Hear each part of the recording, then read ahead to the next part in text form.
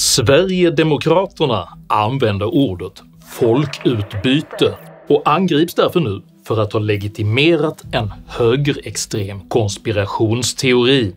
Vad är egentligen skillnaden på ordet folkutbyte och demografiförändring? Hur påverkar valet av ord bilden av verkligheten? Begreppet kriminella klaner, hedersmord, no-go-zoner, volymen är laddat. Och vad händer med ett samhälle som fokuserar mer på ord än på de problem som orden beskriver? Dessa frågor tar jag upp i veckans video om maktens ord. Gillar du mångordighet vill jag dessutom passa på att tipsa om att mitt intervjuprogram 100% har fått en alldeles egen YouTube-kanal. Här kommer snart nya intervjuer, nya samtal och längre fram även helt nya program. Gå därför in och prenumerera redan nu så att du inte missar någonting när det kommer. Länk finns i videons beskrivning. Uppskattar du mina ansträngningar och filmer så hjälper du mig dessutom att kunna fortsätta göra dem om du stöttar mig via något av betalningsalternativen här nedanför. Det är nämligen endast tack vare ert generösa och alldeles frivilliga stöd som vi kan fortsätta att påverka den svenska samhällsdebatten tillsammans. Så ett stort tack till alla de av er som bidrar. Idag talar jag om opposition, ohederlighet och om ord. Häng med!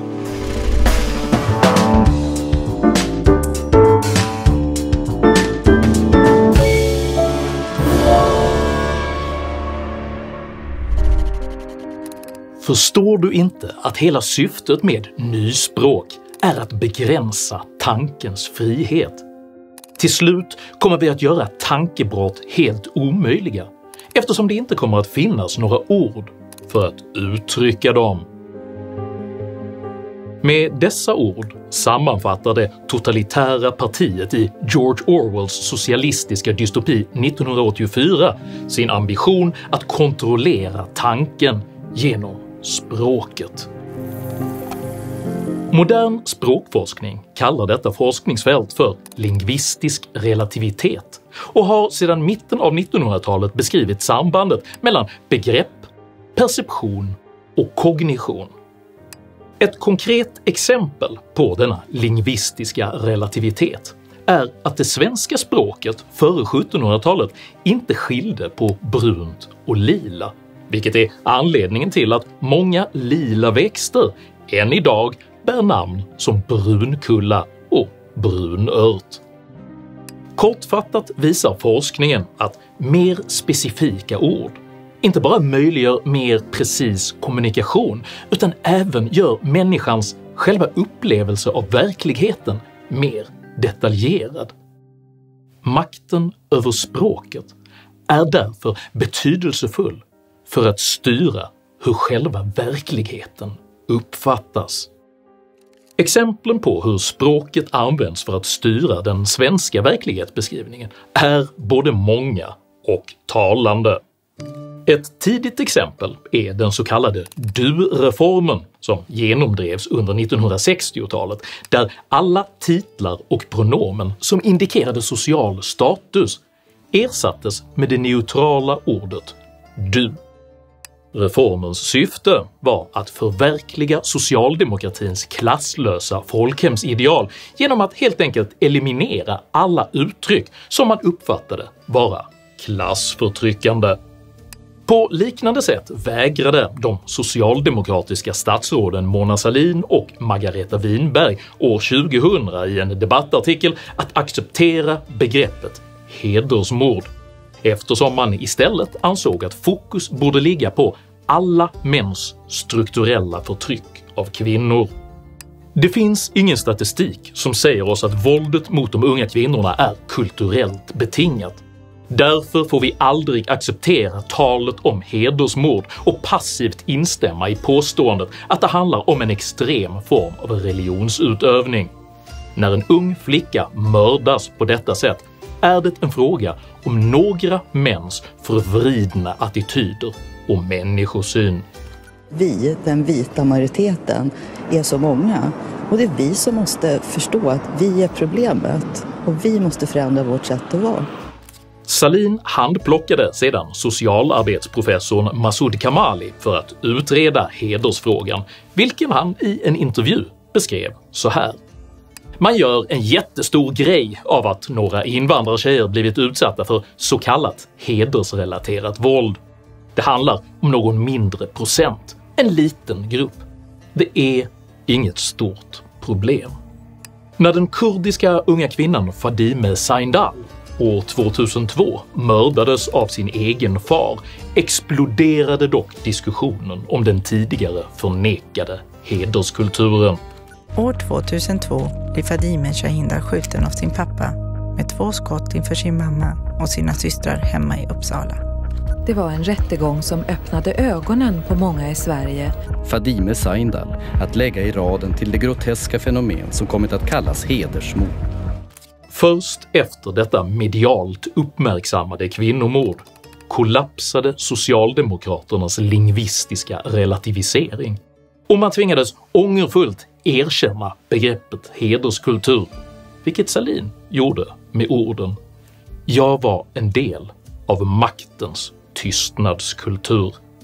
På liknande sätt utbröt ett politiskt och medialt ramaskri när journalisten Per Gudmundsson år 2014 använde begreppet no-go-zoner för att beskriva områden där polisen inte längre kunde upprätthålla lag och ordning. I en officiell skrivelse till riksdagen fastslog dåvarande justitieminister Morgan Johansson beteckningen no-go-zoner har uppfunnits av högerextrema krafter för att skapa intryck av att det finns områden som ligger bortom statens kontroll och dit poliser inte vågar sig. Det finns inga no-go-zoner i Sverige. Men det finns inga områden i Sverige där polisen inte vågar gå in eller där man inte vågar arbeta. En bild som ju ofta man försöker sprida, inte minst i internationella medier. Denna argumentation framförde justitieminister Morgan Johansson trots att polisens egen rapport, en nationell översikt av kriminella nätverk med stor påverkan i lokalsamhället, samtidigt fastslog i många områden upplever poliser att allmänhetens rädsla för repressalier medför att det ordinarie rättssystemet till viss del satts ur spel och att ett bredare klientel vänder sig till den kriminella miljön för rättsskipning. I de utsatta områdena upplevs misstron mot samhället vara utbredd och på flera platser uttrycks det tydligt att polisen inte är välkommen i området. I det vardagliga polisarbetet tar sig detta uttryck i att obevakade polisbilar angrips. Det finns även ett antal exempel från olika områden där poliser vid ingripanden blivit attackerade av personer som inte berörts av tjänsteåtgärden. Polisens svårigheter att stävja de nämnda problemen kan vara en bidragande faktor till att allmänheten i flera fall uppfattar det som att det är de kriminella som styr i områdena. Året efter ersatte forskare det kontroversiella no-go-begreppet med beskrivningen enklaver som i princip inte längre behärskas av den svenska staten. År 2020 upprättade organiserade brottssyndikat för första gången egna vägspärrar i bostadsområden i Göteborg. I nordöstra Göteborg har personer med anknytning till ett kriminellt nätverk upprättat egna vägspärrar in och ut från bostadsområden, rapporterar P4 Göteborg. I samband med detta började även dåvarande biträdande rikspolischef Mats Löfving tala klarspråk om Sveriges växande klankriminalitet och möttes av ett skolboksexempel på journalistisk lingvistisk relativism. Biträdande rikspolischefen Mats Löfving, vars uttalande i Sveriges Radio för en vecka sedan fått stor uppmärksamhet. Just nu har vi minst 40 stycken släktbaserade kriminella nätverk i Sverige, så kallade klaner. De har kommit till Sverige, påstår jag, enbart med syfte att organisera och systematisera kriminalitet. Ditt uttalande här om klanerna har skapat en väldig debatt om etnicitet och brott. Var det det du ville? Och just när du talar om klanerna så blev det ju en debatt i riksdagen i veckan här om etnicitet och brott. Var det det du ville få fram? Men du talade om släktbaserade kriminella nätverk eller klaner. Och just begreppet kriminella klaner är laddat och det kan kanske också vara lite svårt att förstå. Det jag talar om här, det är kriminella människor som använder familj, släkt eller om vi kallar det klan som en plattform för att begå brott. Så jag går liksom inte igång riktigt på de här namn- och definitionsfrågorna eftersom det helt enkelt inte spelar någon roll för våra poliser längst ut eller för medborgarna längst ut. Så det spelar ingen roll om man säger släktbaserade nätverk eller klaner eller maffia? Ni menar samma sak? Ja, där, fast alltså, du hör vad jag säger nu. Ja. Det vi inriktar oss på, det är kriminella människor som använder familjen och släkten som en plattform för att begå brott. 2 år senare utbröt våldsamma kravaller i flera av dessa enklaver som i princip inte längre behärskas av den svenska staten. Poliser skadades, bilar sattes i brand och flera polisbilar vandaliserades. 3 personer har skottskadats under nya upplopp. Väldigt stökigt. Våldsamma upplopp. Örebro. Linköping. Jönköping. Norrköping. Landskrona och Malmö. Sveriges ordningsmakt svarade på detta angrepp genom att göra reträtt. Upploppet var så våldsamt att polisen tvingades retirera. Det var många som reagerade starkt över att polisen backade undan när våldet eskalerade i Skäggetorp. Vad säger du till dem som känner sig svikna av polisen? Det var ett aktivt beslut som fattades där och då utifrån den lägesbild som vi hade. Och ibland så kan det vara klokt att inta ett defensivt förhållningssätt för att inte våldet ska eskalera ytterligare. Alltså situationen var så pass kaotisk på platsen att vi bedömde som att det var säkrare att vi drog oss undan där för att det inte skulle själva skador skulle ske i själva Skäggetorp. Och vi har inte heller då kunnat säkra de här platserna och upprätthålla vårt uppdrag som är att trygga yttrandefriheten i de här fallen. Så att det är klart att det är ett misslyckande. Det är praktiskt egalt om man vill beskriva denna situation som att strukturellt utmanade släktgrupperingar uttrycker missnöje i utsatta områden eller som hederskultursdrivna klankravaller i no-go-zoner. För båda formuleringarna beskriver nämligen samma underliggande fenomen. Skillnaden är dock enorm ur ett maktpolitiskt perspektiv. Den första beskrivningen är nämligen estetiskt anpassad för att inte hota den rådande verklighetsuppfattningen och framhålls därför som legitim och seriös. Den andra beskrivningen utmanar däremot den rådande verklighetsuppfattningen och framställs därför som en illegitim högerextrem konspiration. Detta är konkreta exempel på lingvistisk relativism, där man med språket som ideologiskt verktyg försöker leda medborgarnas verklighetsuppfattning i en önskad politisk riktning. Och exakt samma process gäller nu det kontroversiella begreppet folkutbyte.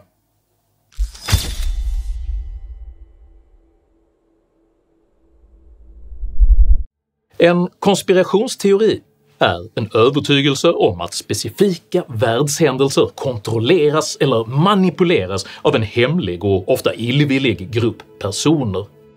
Föreställningen att en ljusskygg elit på detta sätt aktivt skulle arbeta för att ersätta Sveriges eller Europas befolkning med ett annat folk är ett exempel på en sådan konspirationsteori. Men detta motsäger inte det faktum att många europeiska länder just nu faktiskt genomgår storskaliga och politiskt framdrivna demografiförändringar. Det finns ingen dold elit som aktivt arbetar för att byta ut Europas befolkning. Men precis som hederskultur, no-go-zoner och kriminella klaner länge avfärdades som högerextrema begrepp för att undslippa debatt om Sveriges integrationsproblem, så försvåras nu även debatten om Sveriges demografiförändringar genom lingvistisk relativisering. att det pågår ett folkutbyte. Idén om ett folkutbyte är en välkänd högerextrem konspirationsteori. Varför använder ni då ett begrepp som är knutet till en etablerad högerextrem konspirationsteori? Är det rätt ord ni har använt, ordet folkutbyte? Varför ni väljer att använda ett begrepp som är så anstruket av högerextremism? Man kan ju undra om det är så att ni använder av den här typen av begrepp. Om det handlar om att signalera att ni är ändå de allra hårdaste i invandringspolitiken. Varför använder ni då ett begrepp som är knutet till en etablerad högerextrem konspirationsteori? Precis som med hederskultur, no-go-zoner och klankriminaliteten angrips alltså själva ordvalet. Folkutbyte. Medan problemet som ordet pekar på gång på gång ignoreras. I strikt mening byts dock folk ut med varje ny generation. Och den verkliga frågan gäller bara att öppet kunna diskutera de sociala, ekonomiska och kulturella prognoser som staten alltid måste göra för att i demokratisk ordning förbereda sig på morgondagens samhälle. Enligt Statistiska centralbyrån har andelen av Sveriges befolkning som är utrikesfödd ökat från 11,3% år 2000 till 20,6% år 2023. Och andelen med utländsk bakgrund har ökat från 14,5% till 27,2% över samma tid. Detta motsvarar i båda fallen ungefär en fördubbling. Enligt Statistiska centralbyrån har även 56% av de boende i min tidigare hemstad Malmö idag minst en utrikesfödd förälder. Detta är en ökning från 43,5% år 2010. Dessa förändringar är varken bra eller dåliga i sig. Bara ett statistiskt konstaterande att en pågående och omfattande demografisk förändring gör det befogat att diskutera dess konsekvenser på samma villkor som alla andra typer av stora samhällsförändringar.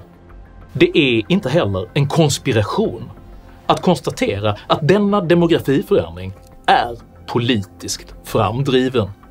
Redan år 2004 fastslog dåvarande integrationsminister Mona Sahlin tillsammans med samordningsminister Per Nuder i en debattartikel att nyckeln till tillväxt är människor med utländsk bakgrund.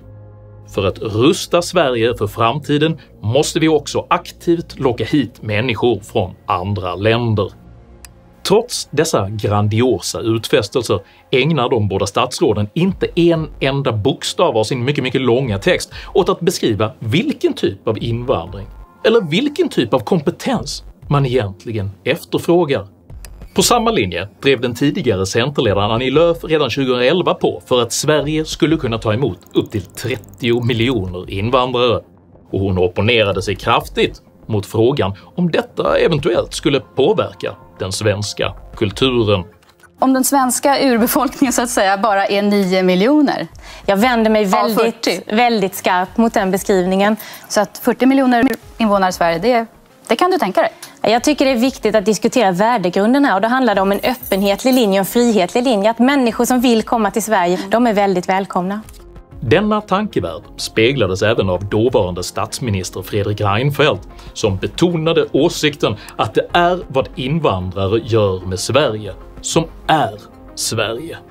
Ägs det här landet av de som har bott här i 4 generationer eller någon som hittar på någon gräns? Eller är det här ett öppet land som består av de människor som kommer hit mitt i livet, kanske födda i ett annat land, och det är vad de gör av Sverige som är Sverige? Och för mig är det givet att det är det senare. När dåvarande migrationsminister Tobias Billström år 2013 dristade sig att kommentera volymen på denna invandring reprimanderades han mycket hårt av Reinfeldt. För några dagar sedan så sa du: volymen måste sänkas för såväl den höga asylinvandringen som anhöriginvandringen. Varför vill du minska invandringen till Sverige? Jag tror att det är rätt få som skulle våga förneka att det är en väldigt stor skillnad på att försöka integrera 1000 personer respektive 10 000 personer. Så pratar vi inte på det sättet. Invandring berikar Sverige.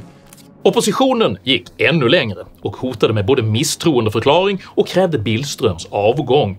och efter regeringsskiftet höll statsminister Stefan Löfven sitt nu ökända brandtal för öppna gränser. Oppositionen inte utesluta en misstroendeförklaring av regeringen. Man vill ju helt enkelt att du ska ta hårda tag mot Tobias Billström.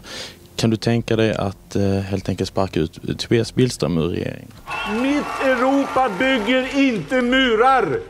Denna politik har uppenbart och medvetet drivit på de stora och ännu pågående demografiska förändringar vi nu ser i samhället. Ambitionen att associera denna viktiga demografifråga med högerextrema konspirationer springer dock inte ur omsorg om det demokratiska samtalet, utan är ett försök att försvåra en rättfram diskussion om de verkliga konsekvenserna av Sveriges migrationspolitik. Precis som man gjorde med hederskulturen för 20 år sedan. Precis som man gjorde med no-go-zonerna för 10 år sedan.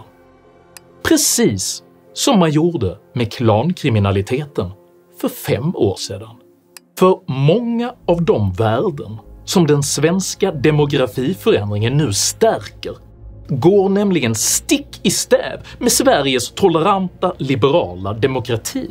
Bland annat i form av hederskultur.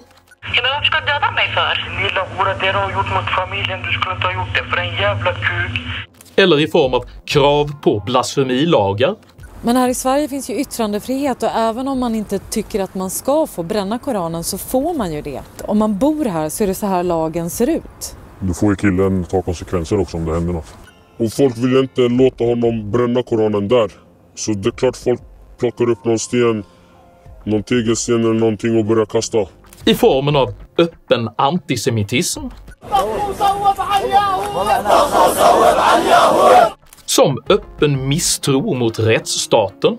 Anklaga inte palestinier på att de hade kidnappat 20 Israels barn medan tusentals barn som blir kidnappas av din myndighet som heter socialtjänsten.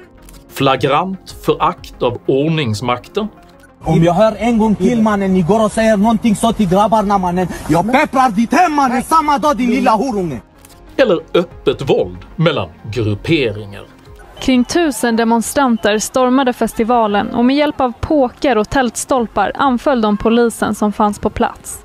Att diskutera den växande demografi som hyser dessa värden är varken rasism, högerextremism eller konspirationsteorier.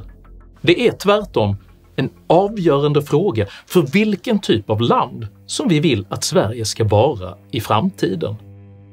Och att med lingvistisk relativisering försöka förhindra att detta problem diskuteras kommer inte få problemet att försvinna, utan bara att göra Sverige sämre rustat för att hantera det. Och detta är en slutsats som de totalitära socialisterna i Orwells 1984 sammanfattade med orden: det är en vacker sak att förstöra ord.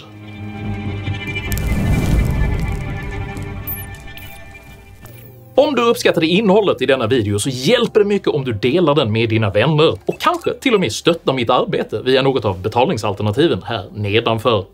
Dela även gärna med dig av dina egna åsikter och erfarenheter i kommentarsfältet här nedanför, men jag ber dig att alltid vara artig. Jag accepterar nämligen inte aggression, personpåhopp eller rasism i mina idédrivna kommentarsfält. Tack för att du som kommenterar respekterar detta. Jag heter Henrik Jönsson och jag anser att Sverige bör diskutera problem i högre grad än ord. Tack för mig och tack för att du har lyssnat.